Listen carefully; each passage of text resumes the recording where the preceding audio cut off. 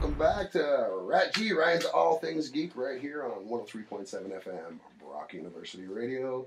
Or you can be listening to us live online at cfbu.ca.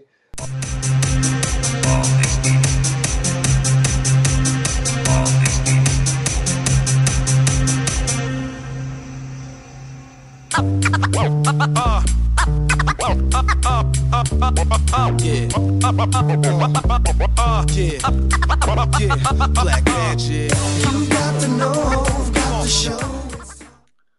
So it's sending the invite. I see her there. And Tracey, how are you? I'm good. How are you? Great. Thanks for being on the show. Sure. I've never done this before on Facebook. This is kind of cool. Yeah, and it's new for us too. This is our very first live stream interview that we've done. So thanks for being awesome. Kind of our guinea pig. I think that's so. How's things in LA today? Nice. How's LA today? LA's beautiful. Yes. You Nice. see a little bit behind. You doing okay? You had a late shoot last night. Yeah, we shot all day yesterday in the desert, and then we were actually doing dirt explosions today. So I had to stop Nice. dirt explosions to talk to you. Oh my God! Well, thank you so much. I can't believe you left all those big explosions for little old us. I just want to say congratulations on the movie. It's you guys are doing great on the independent circuit right now, picking up a ton of awards. That's got to feel great for you and Neil. It does. You know, you put so much hard work into it. You know, a couple of years of hard work, and then you finally start to get a little bit of feedback, and it's really good. And you're like, oh, all that work was worth it. No, we talked earlier about in our first interview that we did about the workout regimen that you had to put together to do this movie, because it is such a physically demanding movie. You are doing a lot of your own stunts in this movie, all of them. And you are running, jumping, and diving everywhere.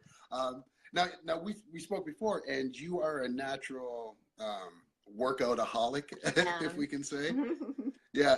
Was it did you have to change your routine at all for this movie, or? I did, because I had to build my endurance more. It's like I'm used to weightlifting, heavy weightlifting and stuff, but I had to really build my endurance, and I had to work on some fighting skills, and then I had to work on falling skills, because I did a lot of Right. falling, you know? It's like, So are you saying we could see you in a WWE ring one right? day? Oh, I would love Yeah. that, wouldn't I? But no, I think that'd be great. really ramp it up, you know, and I had to eat so much food. That was the thing, Right. You know, I had to just keep going and keep going and keep going. So, yeah, sometimes I would think I couldn't go anymore, and as soon as that camera starts rolling, I never question it, you know. Right. Yeah. Understandable. And that's exactly what my excuse is as well. I'm eating all my extra food just for this upcoming dream role I'm hoping for. No. At least that's the excuse I tell my kids. Oh, that's funny. That's hilarious. So for our fans that are watching right now, that don't know much about the movie, give them a little bit about Rogue Warrior, Robot Fighter. Well, it starts out, you know, it's a story about artificial intelligence overtaking the world, and my character sets out on a mission because she doesn't think that they're doing enough about it, you know, and she sees Right. that this is going to come to an end. The worlds are going to come to an end. And so it's basically, you know, it's a real ass-kicking movie completely. If I could say Yes. that on Facebook. You sure There's can. a lot of people, you know, she kind of gathers her team together and breaks her boyfriend out of prison, and you know, and everything after that is just super, super action-based. But what you don't realize until you watch the film in science fiction is that it's extremely character-driven, which not everybody Right. expects that, you know. So it's a really heavy, dramatic, you know, a character journey, along with being extremely action-packed. Right. Yeah. Exactly. So you guys obviously are really proud of what you've done here. Oh yeah. And as we said, you guys are just burning up the independent circuit right now. Theatrical release? Yes. Yeah. Fantastic. Now, I know it's really early, and we talked about this before, but are we talking sequels here? You know, we're Maybe some. next thing we're going to work on, because we're in post on the Time War right now. So as soon as we're done Right. with this, then, and of course pick up shots, because of the way Neil Johnson is, it's like pick up shots. It's not epic enough. And so, and then we're gonna go focus on the TV series, because we want to do a series spin-off on Rogue Warrior. Awesome. Yeah. And that's going to be exciting for you. Now, you're mostly a film lady. Like you've done a lot of film. Have you done much TV? You know, is this going to be something outside of your wheelhouse? I have. I enjoy film more. And the reason why is I've gone on the journeys of the characters and this, that, and the other thing, with TV. But what's so cool about film is you get to delve so deep into these characters and create them. And I don't know, you've seen a lot of stuff, I think. And I like to make them all completely different than each other.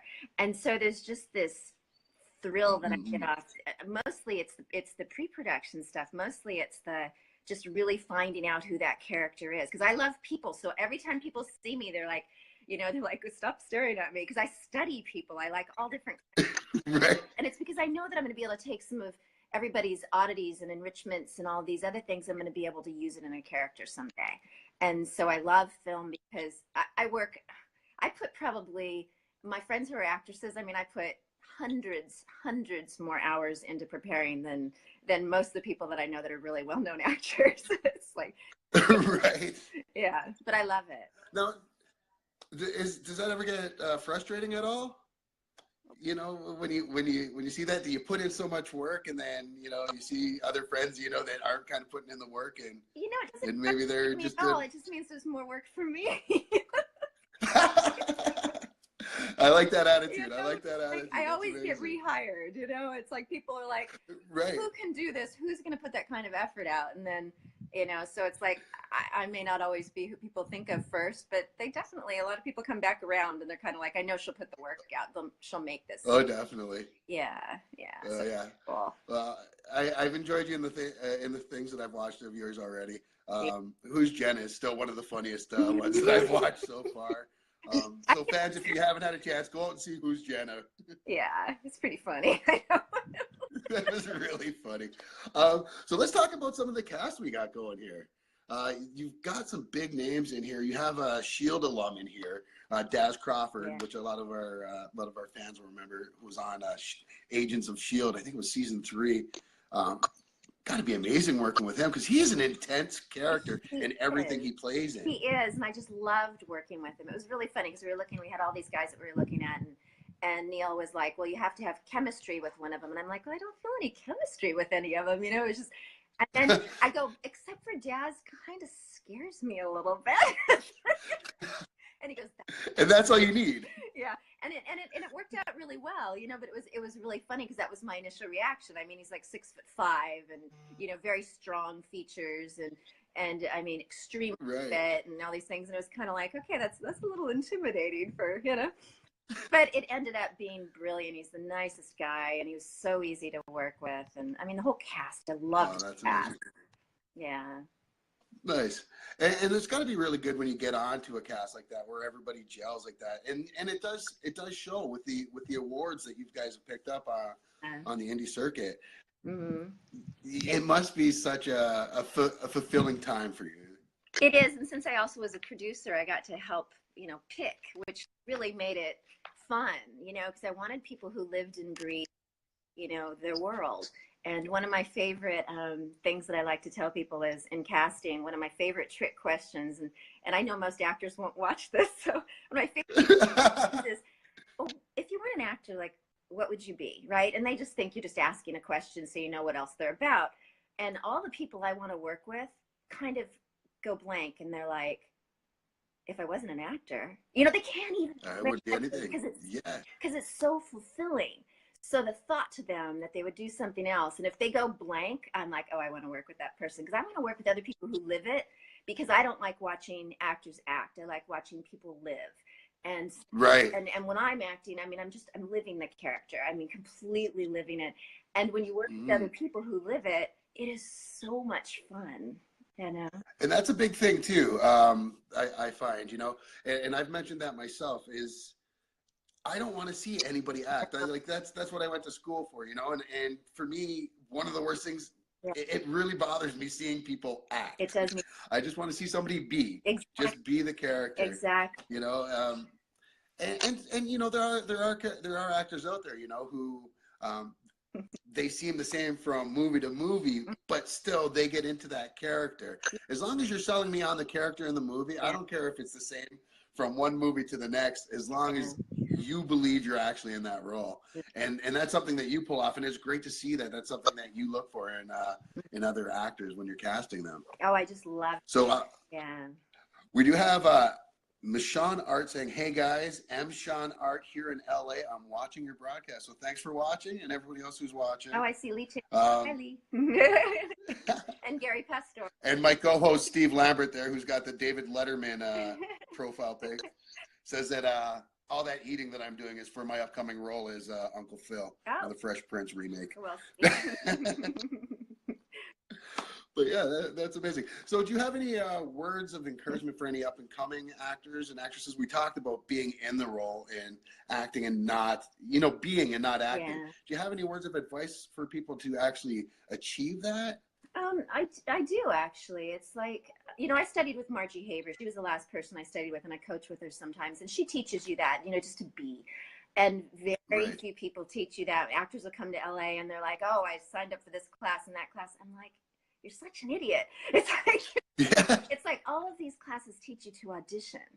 And then they show up on set and they don't know what to do with that, and then people have to replace them sometimes. And it's ridiculous. I mean, Margie is the only person that I would recommend people go to. And it's because I've studied with so many teachers over the decades, and then I finally get to her. Oh, and if your acting teacher's being too nice to you, that's a bad sign too. It's like you should walk. No, why is that? You should walk out of there feeling like you need improvement, knowing what you need to work on. If you walk out feeling good about yourself, then it usually means that they want to take the paycheck, So and that's a lot of what LA has. And the other thing, that I say to a lot of actors is be the best you that you can be. You're not competing with anybody else. Everybody's like, "Oh, I lost to this person and it must have been because of that." And it's like, no, you have to be you. Yeah. You're not competing with anybody else. I mean, what a crazy mind place that would be at the end of the day to deal with that. For me, it's like, whether I get something or I don't. I mean, I haven't auditioned in years, I have to tell you that though. It's like, it's a nice place to be at. It is, yeah. But either way, I used to love it when I would get auditions because somebody wanted to see me perform something, and that's what I do. Right. Bring characters to life. So if somebody wants to see you do that, then that should excite you. It doesn't matter whether you are that, finally the person who got that or whatever. It just matters that somebody wants to see your work. You must be doing something right. Yeah. It's amazing that you still have that passion, and you still have that drive. Like, it's worse and now. You find that it's worse. You find that though with a lot of the best actors out there are the ones that still love it. The ones that you think would do it for free, no matter what, as long as they were just able to perform. Yeah.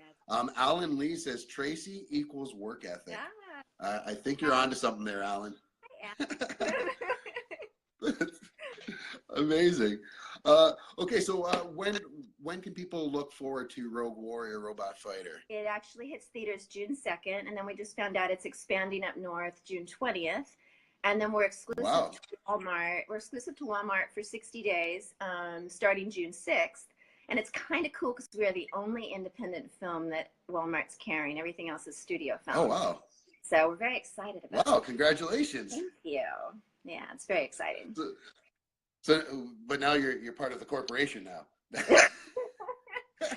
Yeah, as long as people watch the movie. I mean, it's like I look at all these. Exactly. It's like, okay, as long as you watch it. Exactly. I love it. That's perfect. All right, and so you said there's going to be a North release as well. Will it be hitting north of the border? Will our Canadian viewers be able to see it as well? It's really hard to get information, to be honest. So as soon as I even have days and hours and stuff like that, but I'm not supposed to release them until next week. So as I pull information out, it's very difficult when you're dealing with a big company like that. So, but yet you feel blessed to be working with big. Right. Well, so now you have an idea of what it kind of like to be on a Marvel movie. Then you're not allowed to say too much. Oh my gosh! Yeah. Amazing. Lee Chambers says that Canada needs you. Oh, thank you, Lee. I just met Lee. Have you done much filming? What? Have you filmed in Canada? No, I actually haven't. It's one of the few places I haven't even really been. I've driven through it. I drove the Alcan Highway once, but I've never really been to Canada, So Lee. Oh, wow. There you go, Lee. You sent the invite. You better be able to put up the room for her. No, you should really come down and come check out Niagara Falls sometime. You know, I did check out Niagara Falls, but I checked it out on this side. I didn't go over. Right. Yeah, because I was. So you were on the wrong side. I actually went up to New Jersey for the premiere of Who's Jenna, and oh right. And then after that we drove up and Lee said LOL, and then after that we drove up and I'm like, I want to see Niagara Falls, and Neil's like, really? Everybody has seen Niagara Falls, and I'm like, I've been to Haiti, I've been, to Europe, I've been all these different places, Grenada. Yeah. I love traveling. Tahiti, but I've never seen that. Wow. So you've never been to the falls yet until you've been down Clifton Hill and witnessed all of our wax museums and all of our little games and stuff to play on the hill and our casinos. Yeah. Well, I'll come back. Yeah. Right. Yeah. We're all excited. We have Elton John coming in a couple months, which is a big deal for our region. I saw him in Vegas. He played Vegas. Oh, nice! Must have been a great concert. It was. He sold out here. I love the shoes though, because you know how he always wears the platform shoes, and now he's gotten older, so he has like the platform shoes for older people, and it just made me giggle. But he was awesome, and so the platforms that are almost like flats. Too funny. Steve Lambert, co-host, wants to know, would you consider a role in the upcoming RATG radio movie? I love a little early for that, Steve. A little early. Oh, that's amazing. Well, I don't want to keep you too long because I know you're shooting out there, and I don't want them holding off the explosions for too long for you. Fun, yeah. This has been great. Anytime you want to do this again, please come out back on. You're our second timer on the show. So yes, and you're our first time live streamer. So I love it. I just want to say thank you so much to you. Thank you to Neil Johnson as well for putting together such a great movie, and for yourself as well, putting together a great movie and a great cast. And I can't wait to see this. And can't wait to talk to you some more, Tracey. Okay, you too. Thanks so much. All right. Okay, bye. Thank you, Tracey. Bye.